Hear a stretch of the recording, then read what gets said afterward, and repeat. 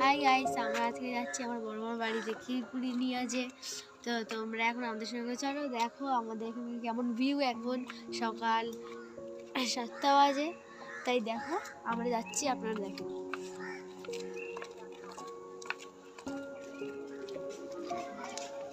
বাবা